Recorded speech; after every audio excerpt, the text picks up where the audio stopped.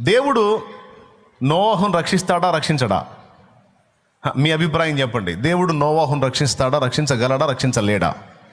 పెద్దగా చెప్పాలి. రక్షించగలడు అన్నోళ్ళు చేతులు ఎత్తండి. డౌట్ లేదుగా. నేనంటాను రక్షించలేడు అని. రక్షించలేడేంటి వెర్రిమోహమా? రక్షించాడు, రక్షించగలడు అని మీరు అంటారా? దానికి నా సమాధానం, రక్షించలేడు దేవుడు. ఎప్పుడో తెలుసా?